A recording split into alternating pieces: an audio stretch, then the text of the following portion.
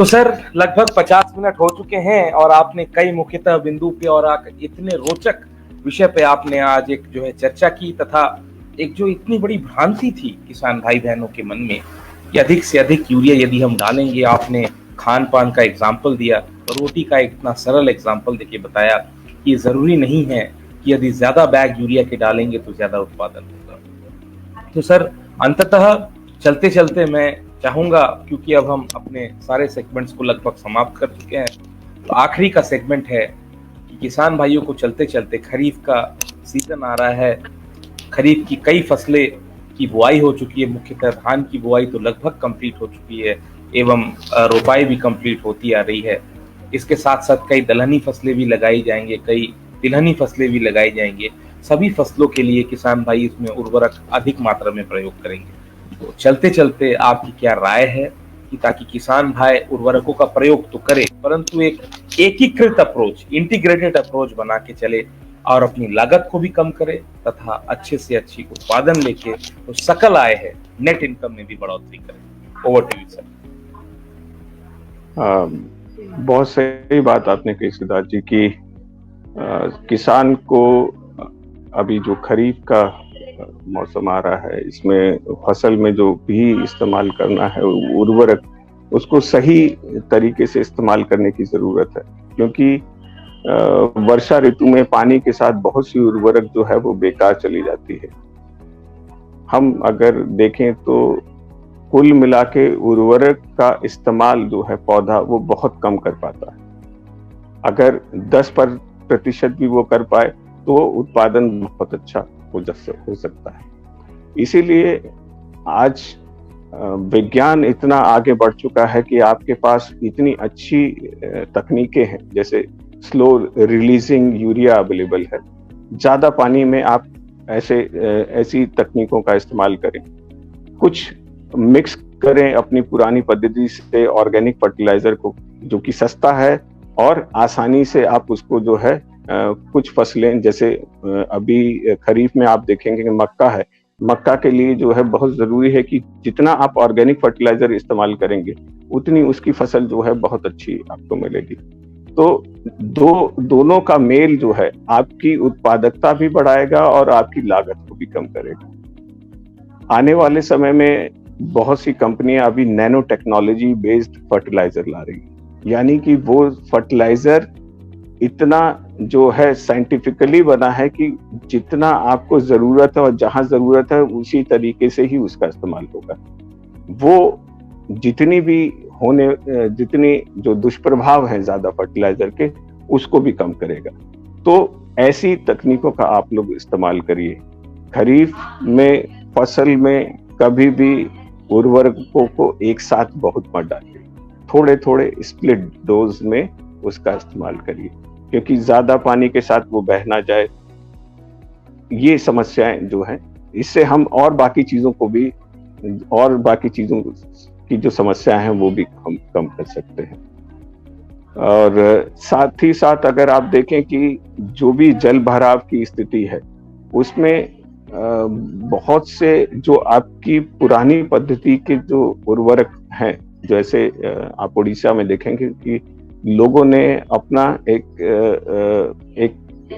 जो natural management, integrated management का एक विधियां बना रखी है, हम उनको इस्तेमाल करें।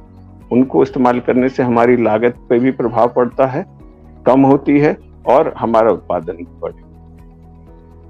सिद्धार्थ जी सर, जहां तक आपने अंत से पहले एक आपने बात कही नैनो टेक्नोलॉजी युक्त, तो सभी किसान भाई बहनों को मैं खुशखबरी देना चाहता हूं, जो लोग अभी तक अवगत नहीं है, कि इफ्को ने भारतीय कृषि अनुसंधान परिषद ICAR के साथ मिलके लगभग अब 6-7 महीने हो गए हैं, पूरे भारत में करीबन 12,000 फार्म्स में नैनो टेक्नोलॉजी युक्त यूरिया, कॉपर और जिंक तैयार कर रही है। तथा ये जो 45-50 किलो की बोरी है नैनो टेक्नोलॉजी युक्त, आप कुछ ही दिन में देखेंगे इसी यूरिया की बोरी से ये कम होके एक आधे लीटर की शीशी में आपको मिलेगा। और यही आधे लीटर की शीशी के जो है प्रयोग से उतनी ही गुणवत्ता वाला तथा सेम यील्ड के साथ, उतनी ही उपज के साथ यदि आप उस शीशी को डालेंगे और आप उस 45 किलो की बोरी को डालेंगे, आपको हो सकता है रिजल्ट 20 मिले, 19 नहीं मिलेगा, क्योंकि भारतीय कृषि अनुसंधान परिषद जैसा सर्वोत्तम प्रीमियर इंस्टीट्यूट के साथ हम लोगों ने कोलैबोरेट किया है। और निश्चित ही इससे जो जितनी भी दुष्प्रभाव हैं यूरिया के, जितने भी वेस्टेज होते हैं, लॉसेस होते हैं, एवं जो लीचिंग की प्रॉब्लम्स आती हैं, ये सभी खत्म होगी। और जो यूरिया की एक शॉर्टेज की बहुत बड़ी समस्या रहती है सर, हम ये भी कोशिश करेंगे कि उसकी आपूर्ति भी की जा सकती है। निश्चित ही ये यूरिया के कट्टों को रिप्लेस नहीं करेगा, परंतु जहां कमी आएगी उसकी आपूर्ति करने में सहायता होगी। ये ऑफिशियली कुछ ही दिन में आप सभी के सामने आएगा, क्योंकि सर ने ये एक प्रसंग उठाया तो मुझे लगा कि ये जो है जानकारी देना बहुत आवश्यक है। तो सर लगभग 52 मिनट हो चुके हैं और बड़े गर्व के साथ मैं कह रहा हूँ 60 से ज्यादा लोग इस समय आपको सुन रहे हैं, देख रहे हैं, और इतनी शालीनता से, इतनी सरल भाषा में आपने इस सेशन को कंप्लीट किया। हालांकि जब आप पढ़ाते थे तो हमें तो उम्मीद नहीं थी कि इतनी शालीनता से भी आप किसान भाइयों के बीच में बात करेंगे। तो मैं तो बड़ा ही गर्वित महसूस कर रहा हूँ, बड़ा ही अच्छा मुझे लग रहा है कि आज आप हमारे बीच आए और आपने हमारे सभी किसान भाई बहनों को एक इतने रोचक, इतने ज्वलंतशील और इतने जरूरी मुद्दे पे आपने बात कही, तथा आने वाले खरीफ के ऋतु में किस तरह से किसान भाई एक विवेकपूर्ण फर्टिलाइजर का इस्तेमाल, उर्वरकों का प्रयोग किया, उसके बारे में आपने चर्चा की। इफ्को किसान की पूरी टीम की ओर से, पूरे 1.25 लाख किसान भाई बहनों की ओर, लाइव सेशन में जुड़े हुए सभी की ओर से मैं आपका बहुत बहुत आभारी हूं सर। बहुत बहुत धन्यवाद। जी सर कहें। हाँ, जाते जाते मैं एक नागार्जुन साहब की एक कुछ चंद लाइनें हैं जो मैंने पढ़ा, तो मुझे आज का पूरा जो हमारी चर्चा है वही बात मेरे सामने आई।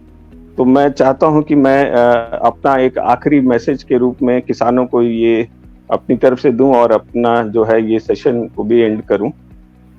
नागार्जुन साहब ने एक बहुत अच्छी कविताएं के माध्यम से कहा है, एक के नहीं, दो के नहीं, ढेर सारी नदियों के पानी का जादू, एक किसान के नहीं, दो के नहीं, लाख लाख कोटि किसान के हाथों का स्पर्श की गरिमा, एक खेत की नहीं, दो की नहीं, हजार हजार खेतों की मिट्टी का गुण धर्म, फसल क्या है? फसल क्या है? और तो कुछ नहीं, वह नदियों का पानी का जादू है, वह किसानों के हाथों के स्पर्श की महिमा है, भूरी काली संदली मिट्टी का गुण धर्म है, रूपांतर है सूरज की किरणों का, सिमटा हुआ संकोच है हवा की थिरकन का। जय जवान, जय किसान, जय विज्ञान। क्या बात है सर। फसल क्या है? फसल इन सभी चीजों का मेल है, सम्मिलित है। हवा की किरणों का, पानी का, किसान भाई बहन, अन्नदाताओं की मेहनत का एक गुणगाड़ी आउटपुट है। तो sir once again on behalf of IFFCO Kisan, सभी किसान भाई बहनों की ओर से, हमारे लाइव सेशन में जितने भी व्यूअर्स हैं सभी की ओर से आपका बहुत बहुत साधुवाद, धन्यवाद एवं अभिवादन कि आपने समय निकाल के विगत 1 घंटा हमारे साथ आप आए, आपने इस सेशन पे इतने जरूरी मुद्दे पे बात कही और लगभग सभी किसान भाई बहनों की जो कौतूहलता थी, जिज्ञासा थी, उसको आपने उनके प्रश्नों का जवाब दिया। फ्यूचर में हम आशा करेंगे सर फिर से हम आपकी सेवाएं लेंगे। यदि आपको ये प्लेटफॉर्म पसंद आया हो, आप हमारे साथ दोबारा जुड़ें और जो ज्ञान का समुद्र है वो ये तो आज केवल 1 लोटा पानी मात्र ये जो है छलका है, हम कोशिश करेंगे कितना ज्यादा से ज्यादा इसकी बूंदे लोगों तक पहुंच सके, इसी की हम आशा करेंगे। Once again sir thank you very much, बहुत बहुत धन्यवाद, साधुवाद, नमस्कार। सभी किसान बंधुओं को मेरा पुनः नमस्कार, धन्यवाद।